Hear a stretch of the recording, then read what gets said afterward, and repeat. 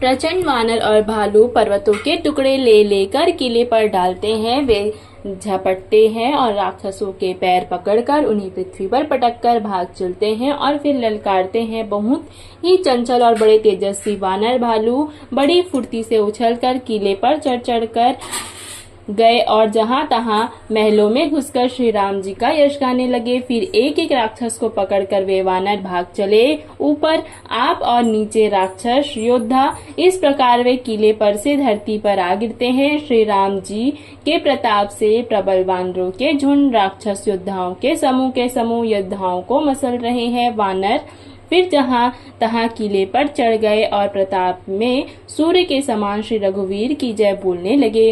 राक्षसों के झुंड वैसे ही भाग चले जैसे जोर की हवा चलने पर बादलों के समूह तितर बितर हो जाते हैं। लंका नगरी में बड़ा भारी हाहाकार मच गया। बालक, स्त्रियां और रोगी असमर्था के कारण रोने लगे।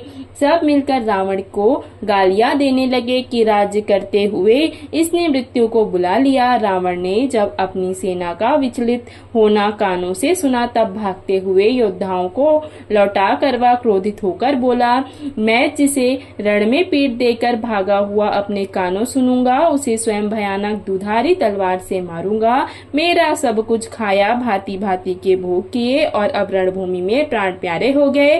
रावण के उग्र अर्थात कठोर वचन सुनकर सब वीर डर गए और लज्जित होकर क्रोध करके युद्ध के नीचे लौट चले। रण में शत्रु के सम्मुख युद्ध करते हुए बनने में वीर की शोभा है। तब उन्होंने प्राणों का लोभ छोड़ दिया। बहुत से अस्त्र शस्त्र धारण किए। सब वीर ललकार कर भिड़ने लगे। उन्होंने परिघों और त्रिशूलों से मार कर सब रीछ वानरों को व्याकुल कर दिया। शिव जी कहते हैं, वानर भयातुर होकर डर के मारे घबराकर भागने लगे। यद्यपि हे उमा, आगे चलकर वे ही जीतेंगे। कोई कहता है, अंगद हनुमान कहाँ हैं? बलवान नल नील और दिव्यत कहाँ है? हनुमान जी ने जब अपने दल को विकल हुआ सुना उस समय वे बलवान पश्चिम द्वार पर थे। वहां उनसे मेघनाद युद्ध कर रहा था। वह द्वार टूटता न था। बड़ी भारी कठिनाई हो रही थी। तब पवन पुत्र हनुमान जी ने मन में बड़ा भारी क्रोध हुआ। वे काल के समान योद्धा बड़े जोर से गरजे और कूद कर लंका के किले पर आ गए और पहाड़ लेकर मेघनाद की ओर दौड़े। रथ तोड़ डाला, सारथी को मार गिराया और मेघनाद की छाती में लात मारी। दूसरा सारथी मेघनाद को व्याकुल जानकर उसे रथ में डालकर तुरंत घर ले आया। इधर अंगद ने सुना कि पवन पुत्र हनुमान किले पर अकेले ही गए हैं तो रण में बाके बाली पुत्र वानर के खेल की तरह उछलकर किले पर चढ़ गए। युद्ध में शत्रुओं के विरुद्ध दोनों वानर कुद्ध हो गए। हृदय में श्री राम जी के प्रताप का स्मरण करके दोनों दौड़कर रावण के महल पर जा चढ़े और कौशल राज श्री राम जी की दुहाई बोलने लगे। उन्होंने कलश सहित महल को पकड़कर ढहा दिया। यह देखकर राक्षस राज रावण डर गया। सब स्त्रियां हाथों से छाती पीटने लगी और कहने लगी, अब की बार दो उत्पाती वानर एक साथ आ गए हैं। वानर लीला करके अर्थात घुड़की देकर दोनों उनको डराते हैं और श्री रामचंद्र जी का सुंदर यश सुनाते हैं। फिर सोने के खंभों को पकड़कर उन्होंने परस्पर कहा कि अब उत्पात आरंभ किया जाए। वे गर्जर कर शत्रु की सेना के बीच में कूद पड़े और अपने भारी भुजबल से उसका मर्दन करने लगे। किसी की लात से और किसी की थप्पड़ से खबर लेते हैं और कहते हैं कि तुम श्री राम जी को नहीं भजते, उसका यह फल लो। एक को दूसरे से रगड़कर मसल डालते हैं और सिरों को तोड़कर फेंकते हैं। वे सिर जाकर रावण के सामने गिरते हैं और ऐसे फूटते हैं जैसे दही के कुंडे फूट रहे हों। जिन बड़े बड़े मुखिया को पकड़ पाते हैं उनके पैर पकड़कर उन्हें प्रभु के पास फेंक देते हैं। विभीषण जी उनके नाम बतलाते हैं और श्री राम जी उन्हें भी अपना धाम दे देते हैं। ब्राह्मणों का मांस खाने वाले वे नरभोजी दुष्ट राक्षस भी वह परम गति को पाते हैं जिसकी योगी भी याचना किया करते हैं परंतु सहज में नहीं पाते। शिव जी कहते हैं, हे उमा, श्री राम जी बड़े ही कोमल हृदय और करुणा की खान है। वे सोचते हैं कि राक्षस मुझे वैर भाव से ही सही स्मरण तो करते ही हैं। ऐसा हृदय में जानकर वे उन्हें परम गति मोक्ष देते हैं। हे भवानी, कहो तो ऐसी कृपालु और कौन है? प्रभु का ऐसा स्वभाव सुनकर भी जो मनुष्य भ्रम त्याग कर उनका भजन नहीं करते, वे अत्यंत मंदबुद्धि और परम भाग्यहीन ही हैं। श्री राम जी ने कहा कि अंगद और हनुमान किले में घुस गए। दोनों वानर लंका में विध्वंस करते हैं। कैसे शोभा देते हैं, जैसे दो मंदराचल समुद्र को मथ रहे हों।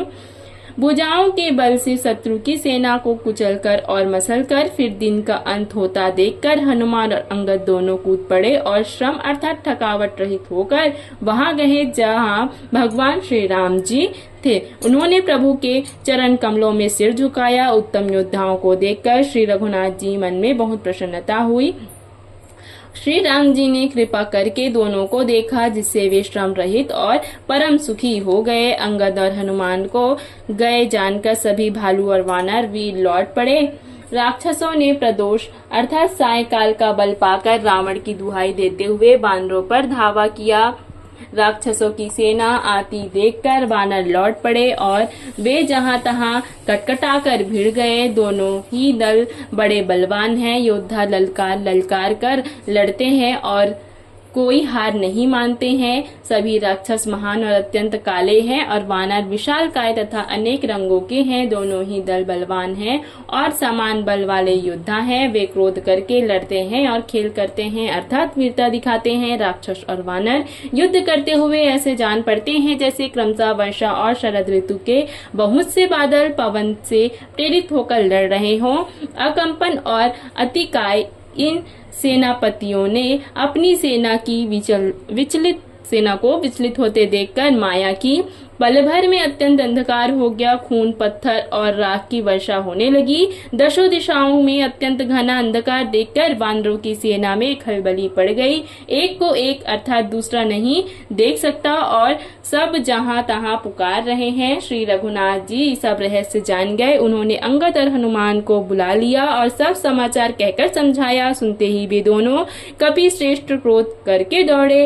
फिर कृपालु श्री राम जी ने हंसकर धनुष चढ़ाया और तुरंत ही अग्निबाण जलाया, जिससे प्रकाश हो गया, कहीं अंधेरा नहीं रह गया। जैसे ज्ञान के उदय होने पर सब प्रकार के संदेह दूर हो जाते हैं। भालू और वानर प्रकाश पाकर श्रम और भय से रहित तथा प्रसन्न होकर दौड़े। हनुमान और अंगद रण में गरज उठे। उनकी हाक सुनते ही राक्षस भाग छूटे। भागते हुए राक्षस योद्धाओं को वानर और भालू पकड़कर पृथ्वी पर दे मारते हैं और अद्भुत आश्चर्यजनक करनी करते हैं। युद्ध कौशल दिखाते हैं। पैर पकड़कर उन्हें समुद्र में डाल देते हैं। वहां मगर, सांप और मत्स्य उन्हें पकड़ पकड़ कर खा डालते हैं। कुछ मारे गए, कुछ घायल हुए, कुछ भागकर गढ़ पर चढ़ गए। अपने बल से शत्रु दल को विचलित करके रीछ और वानर वीर गरज रहे हैं। रात हुई जानकर वानरों की चारों सेनाएं टुकड़ियों वहां आई जहां कौशलपति श्री राम जी थे।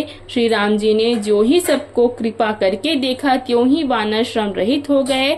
वहां लंका में रावण के मंत्रियों को बुलाया। रावण ने मंत्रियों को बुलाया और जो योद्धा मारे गए थे उन सब को सबसे बताया।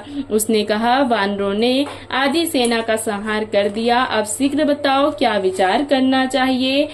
माल्यवंत नाम का एक अत्यंत बूढ़ा राक्षस था। वह रावण की माता का पिता अर्थात उसका नाना था और श्रेष्ठ मंत्री था। वह अत्यंत पवित्र नीति के वचन बोला, हे तात, कुछ मेरी सीख भी सुन लो। जब से तुम सीता को हर लाए हो तब से इतने अपशकुन हो रहे हैं कि जो वर्णन नहीं किए जा सकते। वेद पुराणों में जिसका यश गाया है, उन श्री राम जी से विमुख होकर किसी ने सुख नहीं पाया। भाई हिरण्यकशिपु सहित हिरण्याक्ष को और बलवान मधुकैटभ को जिन्होंने मारा था, वे ही कृपा के समुद्र भगवान राम रूप से अवतरित हुए हैं। जय श्री राम।